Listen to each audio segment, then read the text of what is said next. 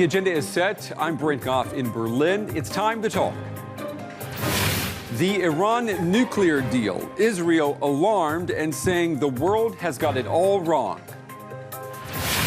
The slaves among us, modern society, and the ball and chain we refuse to see. And scanning for migrants. Europe united to seal its borders.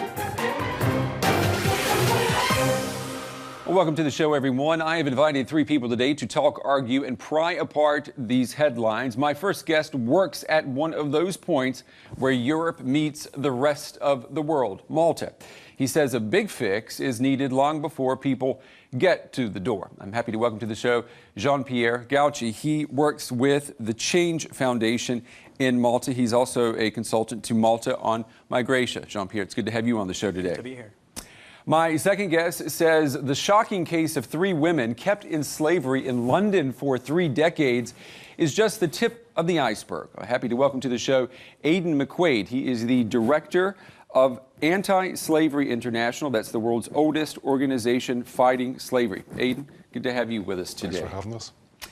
And my next guest says all you need is common sense to realize that the deal with Iran on its nuclear program is a bad deal. I'm happy to welcome to the show Daniel Dagan. He is an Israeli journalist. He writes about foreign policy with Israel. I'll start with you, Daniel. What does Israel know that apparently the rest of the world does not?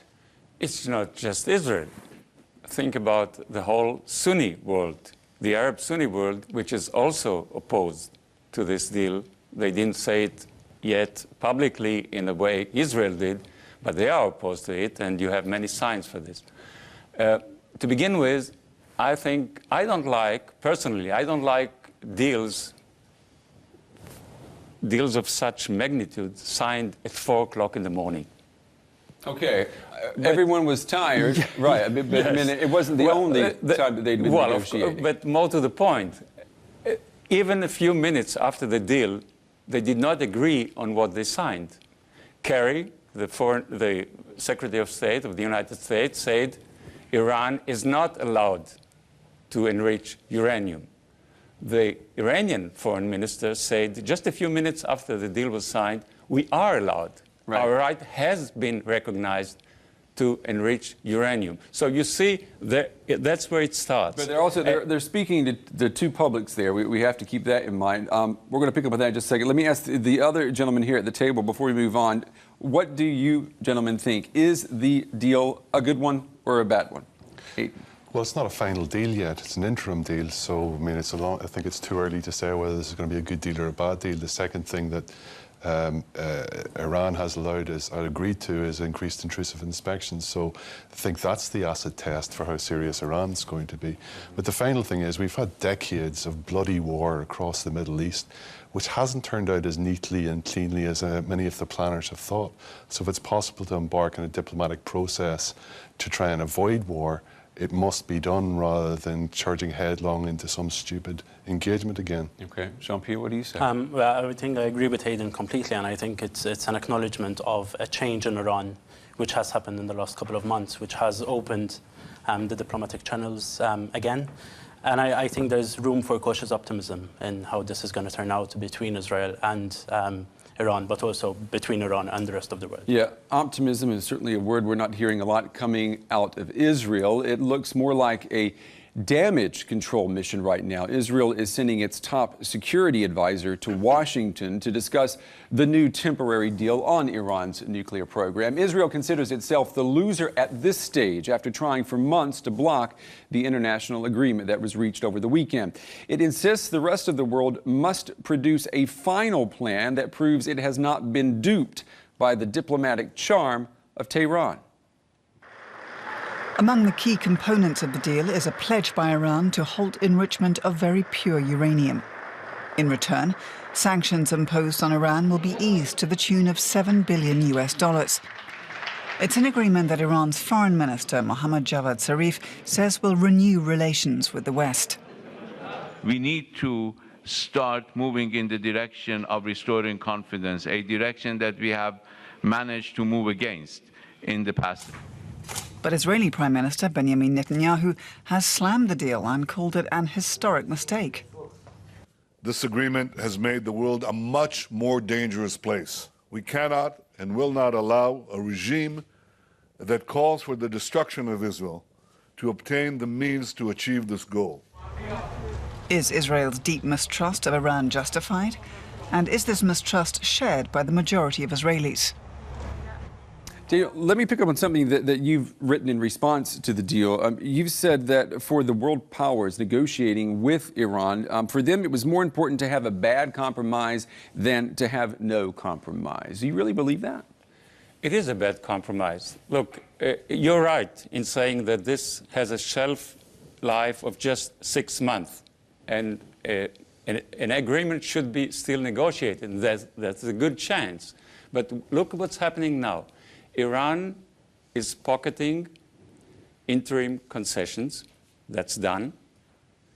And it has a temptation to drag on negotiations, to negotiate a second interim agreement, the third one, and the third one. Do you believe the world powers will not keep their word, that when these 6 months are over, if a final agreement has not been reached, the sanctions go back into effect? It's impossible. For practical reasons, it's impossible. They will dismantle the regime of sanctions slice by slice. This is reality. We know it.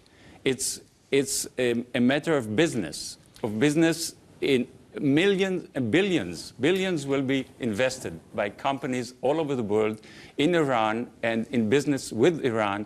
And this will not go away. It's just impossible. So, Aidan, Jean-Pierre, it's a vested interest. Do you agree that the diplomats will not keep their word at the end of 6 months? I think it'd be very difficult for them not to. I mean, everyone's concerned about proliferation of nuclear weapons.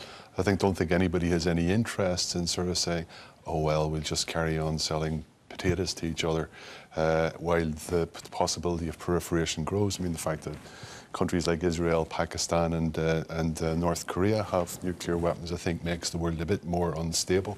It would be a good idea if Iran didn't get nuclear weapons. So I think everybody is concerned about that, particularly given the ideological slant of Iran. But I think the actual process of engaging in conversation, it's shown sociologically that it does change. The idea that there's a big wide world out there can become enticing to other people to actually want to engage in that, to be accepted with it. So the process of negotiation itself is a useful thing to go into. But I think at the end of the day, there has to be a hard... You give up leverage, the sanctions, and you get nothing in return at this point. I could imagine... But come on there, dear. Is that really... I mean, are the Iranians giving nothing here? I think the Iranians have agreed to cut down on how much they're going to enrich their uranium and to cut down on the uranium stock that they have, which is beyond a certain limit. But also, I mean, the sanctions that are being reduced, they're not being eliminated. So the amount of money which is being released is not the whole amount of money that Iranians have sanctioned abroad. Right. It's only a part of it. And I think, they both gave up something. And that is the only way that, negotiations can actually happen. Nothing has been dismantled in Iran. They keep all the capabilities that they had till today. They don't run that quickly to the bomb, but they keep all the capabilities. And imagine what the Saudis will say. They are saying it already, unofficially, but they are saying it. They want to acquire also these capabilities, to be in a position to produce a nuclear device because they feel threatened. And they talk already to Pakistan and to other nations, Sunni nations, which are interested in this issue. For example, Egypt. There are many strains. Bear in mind this. Israel has a conflict with Iran, has had one since 40 years. Before, Israel was an ally of Iran in the region.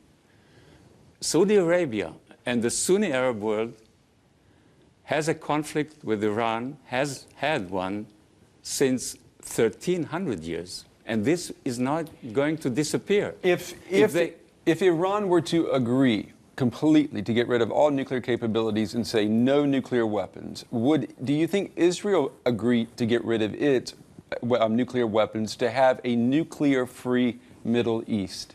I don't think so. I think that a nuclear-free Middle East is possible only in the framework of a peace treaty among all the nations in the region. And talking about And that would come, of course, after the Israeli-Palestinian issue. Palestinian, and not only Palestinian, also Iranian-Israeli peace treaty. The point is that Israel has these capabilities, I think also military capabilities, nuclear capabilities, before the treaties, the international treaties were signed. It's very much in a position, I'm not comparing Israel to Great Britain, of course not. Great Britain is great, Israel is very small, but it's very much in the position of Britain, of France, of the United States, of Russia, which also acquired these capabilities before the treaties were signed, and they are not a part of these treaties. Okay, let's take the nuclear weapons out of the picture for a second. Let me get your take on what's being written in Israel about this deal. In Haaretz, for example, Obama and Kerry are being accused of not respecting the term never again, referring to the Holocaust. I mean, isn't that somewhat exaggerated? I mean, it's hard to get your mind around this, that this deal is giving a green light for a second Holocaust to take place. I don't agree. It's not, I didn't say this. You didn't cite me, did you? No. Well, but I mean, that's what's being said in Israel. Well, it's a free land. You can say anything you want. Israel is a democracy.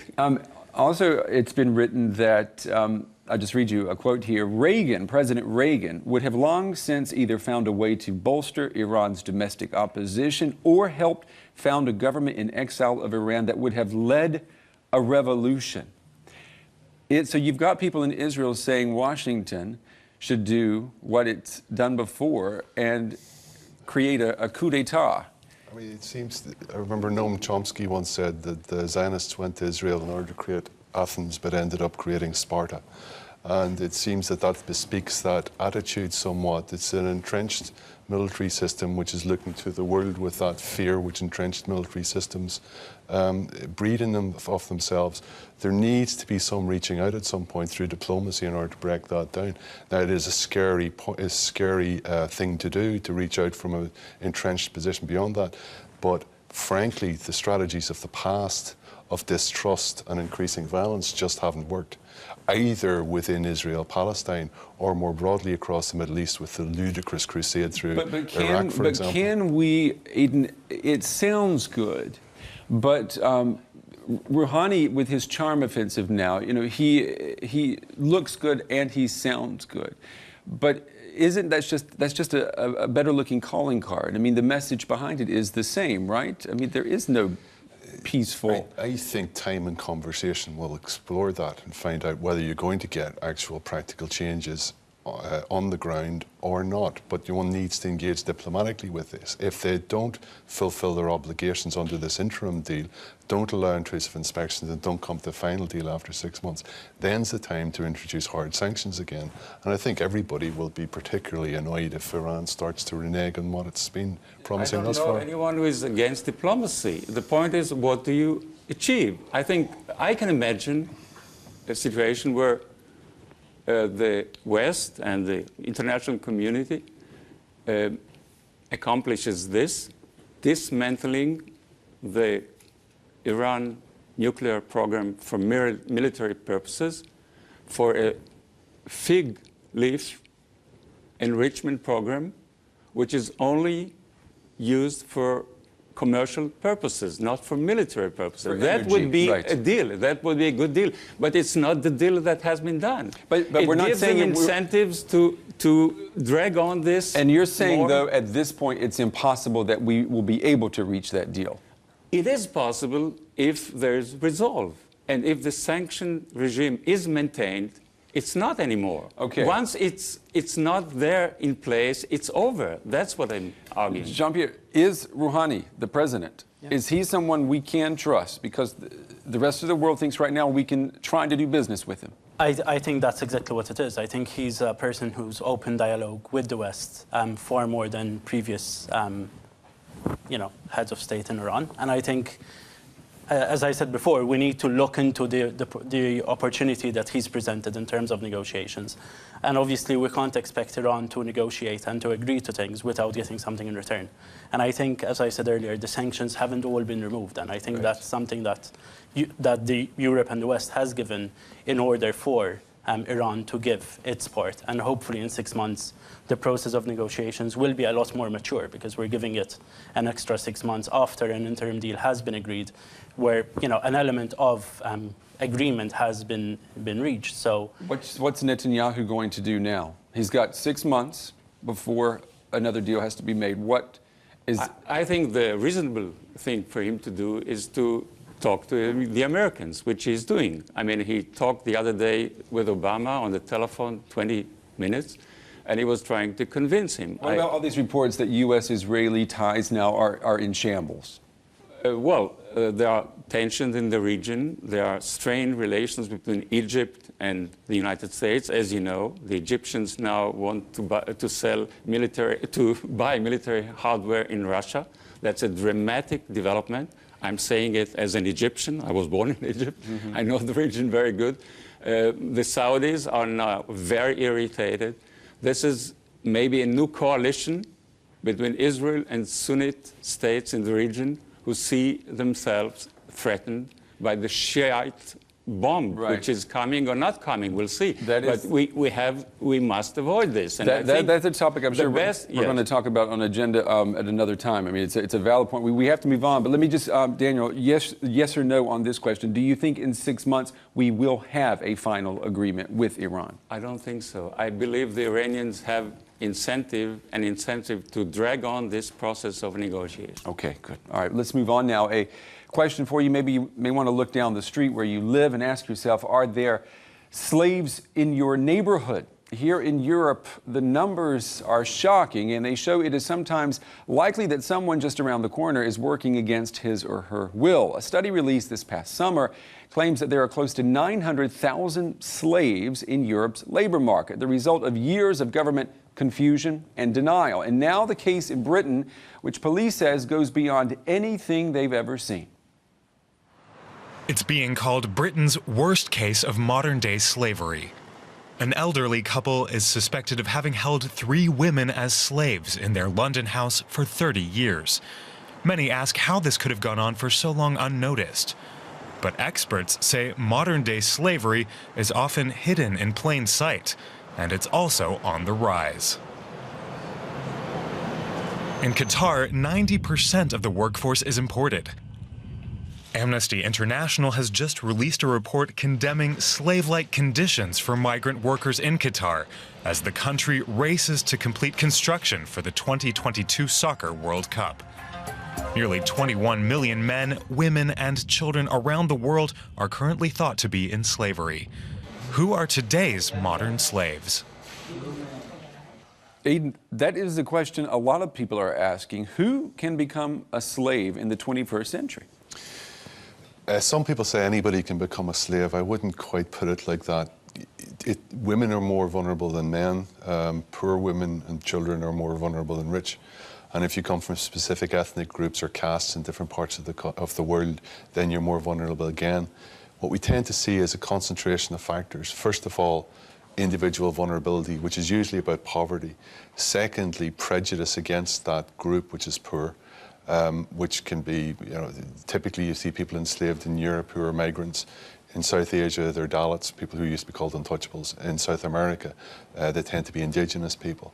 And the third factor then is a failure in rule of law. So again, come back to India, there's a lousy court system and a corrupt police force, which is itself prejudiced against those communities and doesn't protect them. You pick up on India there, and you're talking about Asia. The numbers show that more than 70% of all modern slaves are in Asia. What is happening in Asia to make such a high concentration of slavery? I mean, I think one of the fundamental things is there's a failure in the democratic system in Asia, where prejudice and privilege is being prioritized over rule of law, such that in India, for example, you have 300 million people in the Dalit community who are treated essentially in an apartheid-like way. and also subject then to exploitation up to and including forced labour and slavery by more powerful people there. And you see that in different shades across the world. Again, coming to Western Europe, most of the people in Western Europe who are in situations of slavery are migrant workers from other parts of the world, sometimes from other parts of Europe. Because of the levels of prejudice which exist in Europe against foreigners, we're prepared to turn our back on them whenever we see them in difficulties. You spoke to the House of Lords on Monday, and do you think lawmakers in Britain, are they aware of how big the problem is, especially now that this case, in London has come to light? I think they're aware of how big the problem is. I'm not sure they're clear in their understanding of what needs to be done about it. For example, the government, the Home Office in the UK is leading a process for this new slavery bill in the UK, which they say is going to tackle slavery root and branch. But the same Home Office introduced a measure a year ago which removed from migrant domestic workers the rights to change employers. So they can only be employed in the UK if they have a specific sponsorship from one employer. Now that's called kafala. That is the system which is used to underpin the enslavement of those tens of thousands of workers in Qatar, which you just mentioned. Right, it's that way around the world. If you go to a foreign country to work, your employer really has you where he wants you, right? Particularly if there's no other legal protections around that. Whenever you're looking at vulnerable domestic workers working within a household where a lot of stuff can happen behind closed doors, you're talking about an extremely precarious employment relationship there. Let me ask you, and this creates slavery within the country. Yeah, go ahead. I think my take on this is, and I've seen it many times, also in Germany. Let's be frank. Yeah. It happens also in Western Europe and also in Israel, and for that matter, in the whole world. Right? It begins with identity papers.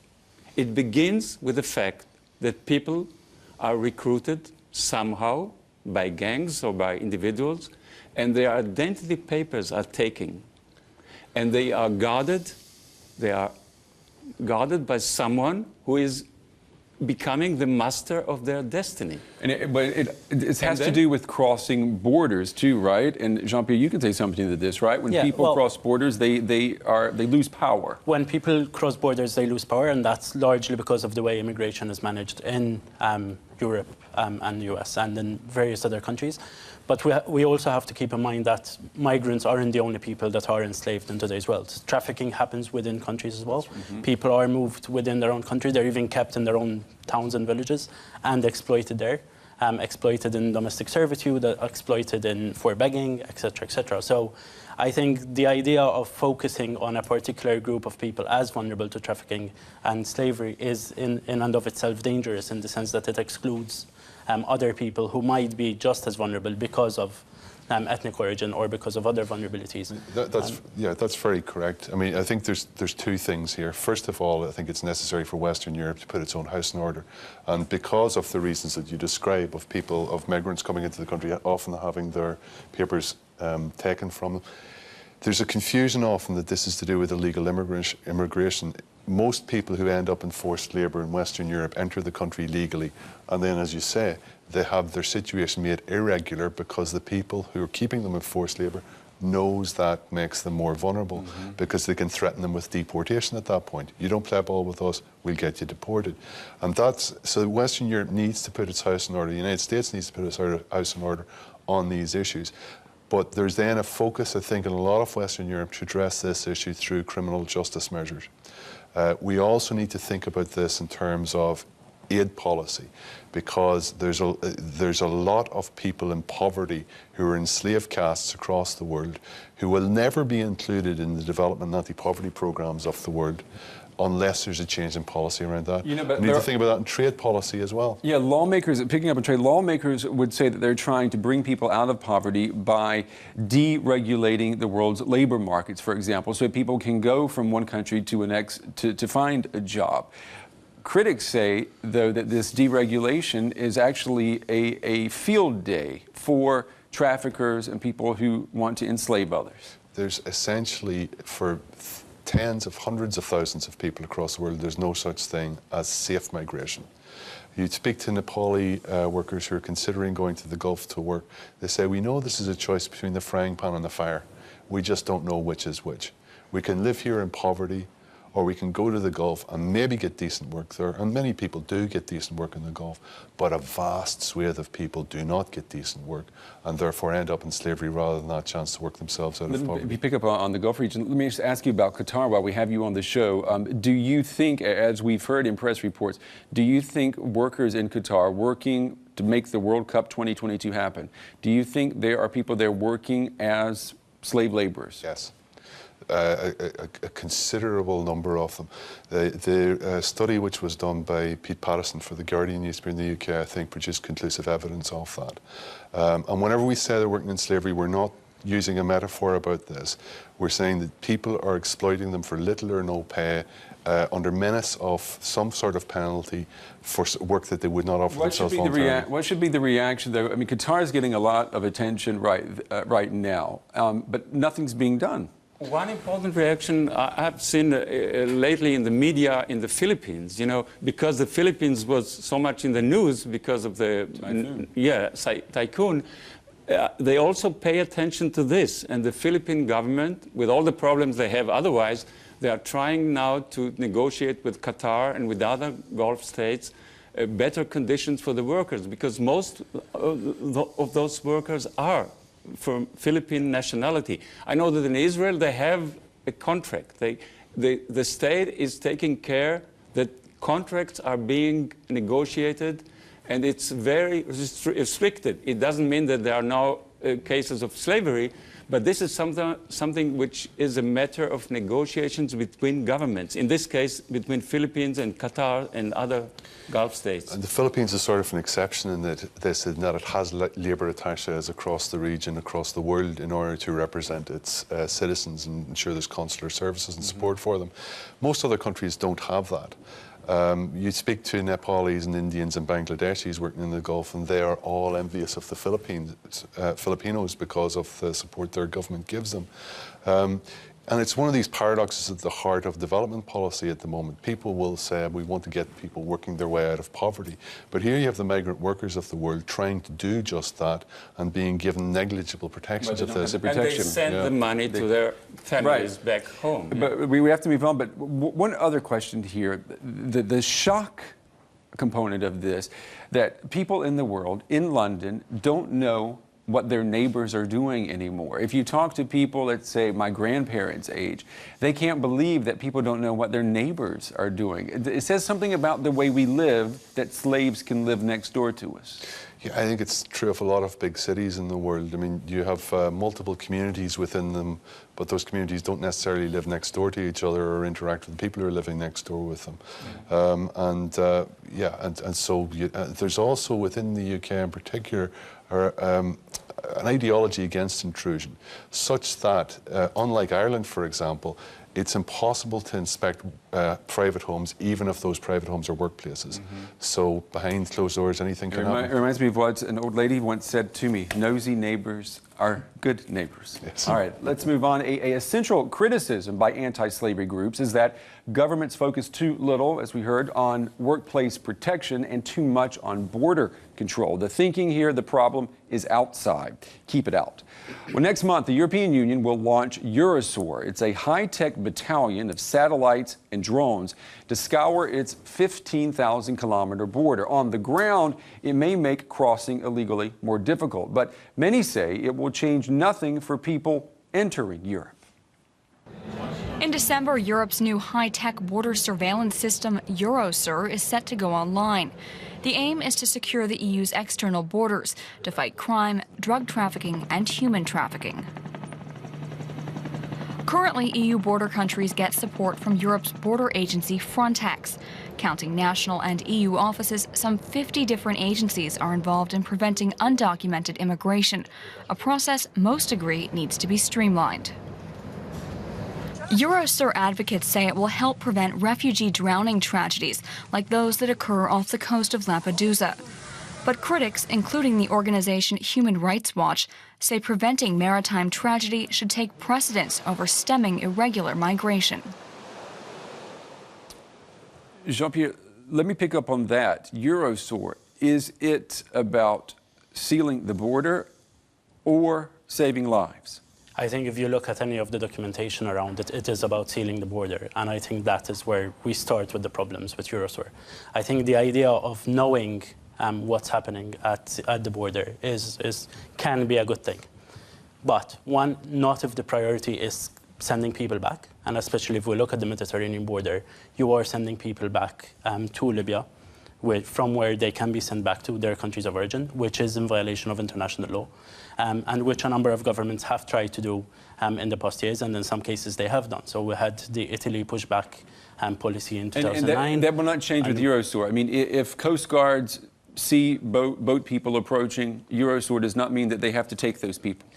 No, I think the obligation to take those people is in the search and rescue regulations, which are already in place under international law.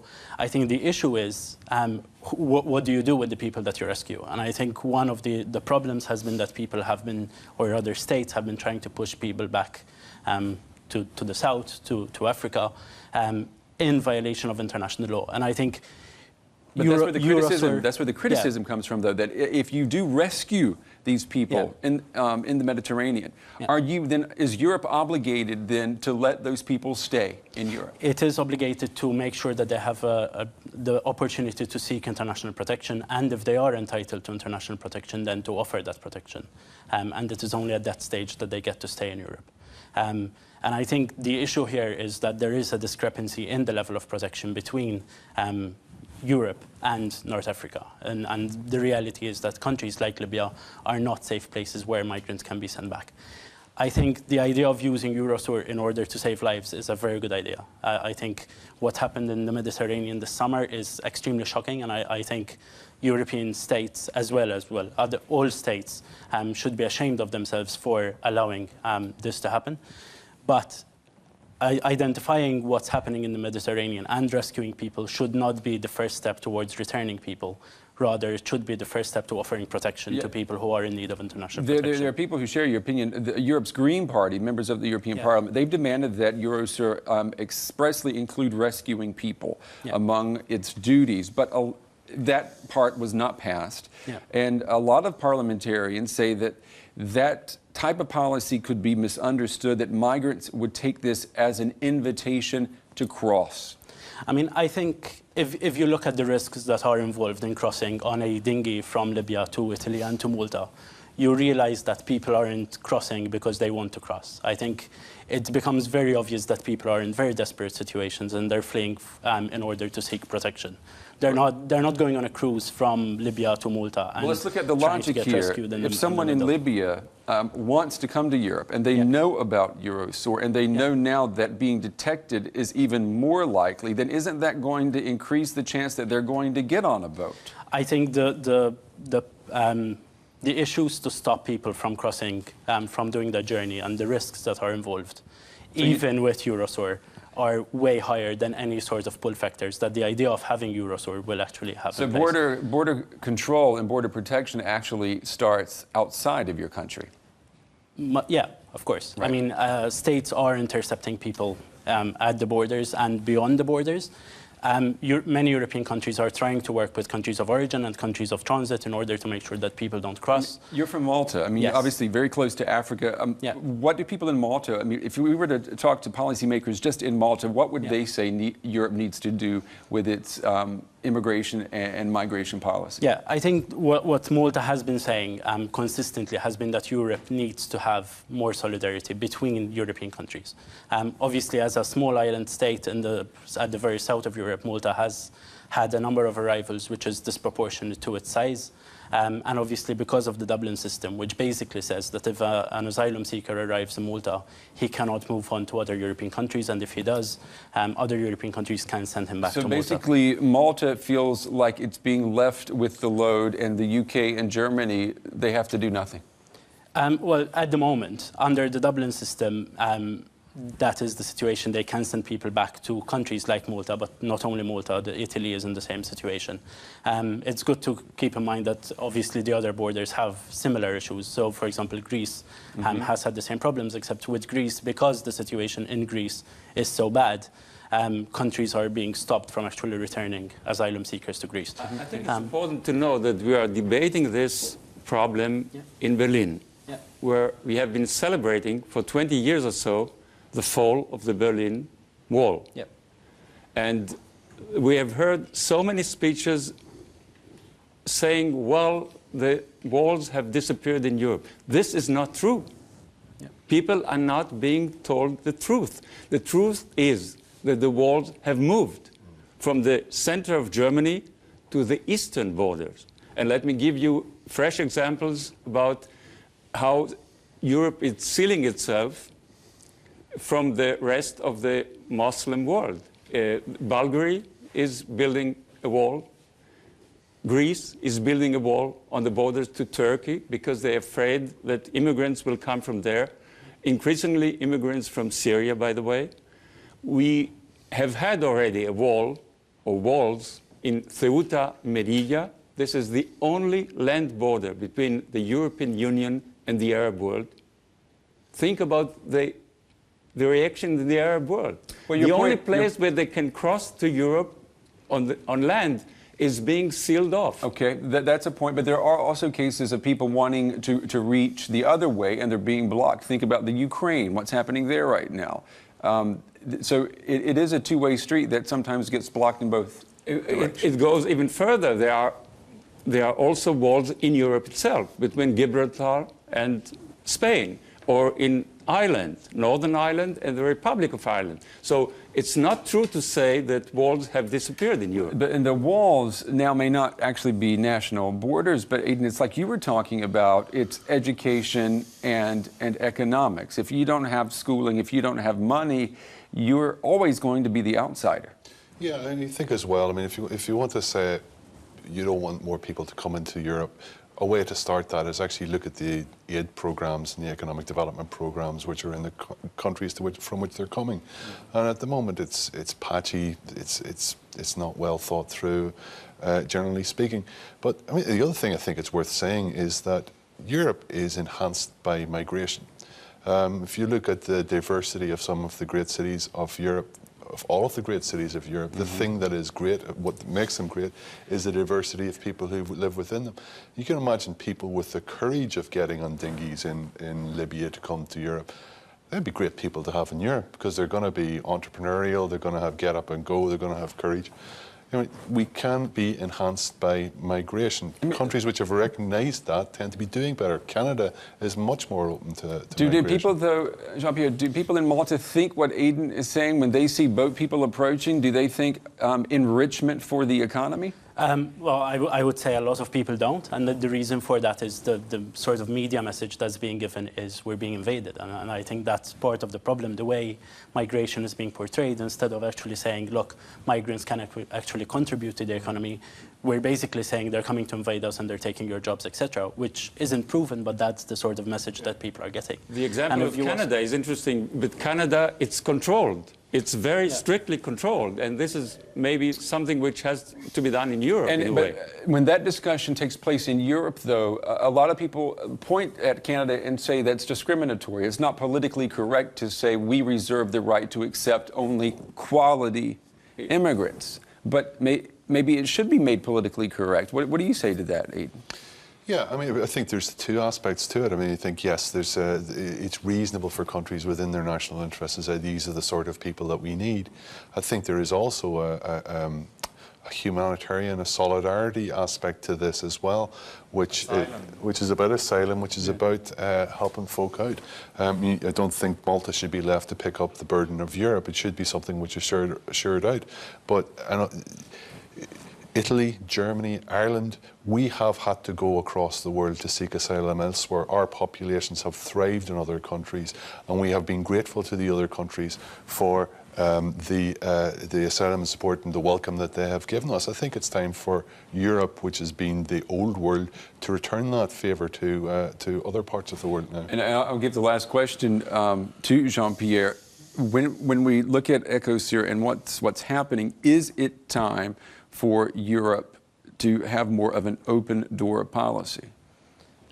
I think Europe wants to show itself as an area where people are safe and secure. And I think part of the pull of that is that you have people across the border, across 90 miles down from Malta, who are being tortured, who are being persecuted, and it is our responsibility to offer protection to those people, especially when they make it to our borders, but also we shouldn't be blocking them out of the border and putting their lives at risk even more than it already is, simply just to block our borders. Yeah, just to wrap things up, yes or no, EUROSUR, is it, or EUROSUR I should say, a success story or not? We'll see. All right, we're going to wrap things up. Gentlemen, thank you very much for coming on the show today. We'd like to turn our attention now to a disturbing report that has all of us here at Agenda concerned. The German writer and businessman Hamid Abdel-Samad has gone missing in Egypt. Now, police suspect that he may have been abducted by religious extremists. Death threats have been made against him numerous times. He's one of a handful of immigrant Egyptians to actually invest in the future of the country. I just want you to listen to what he said here on Agenda in July of 2012 when I asked him if he considered himself a kind of venture capitalist.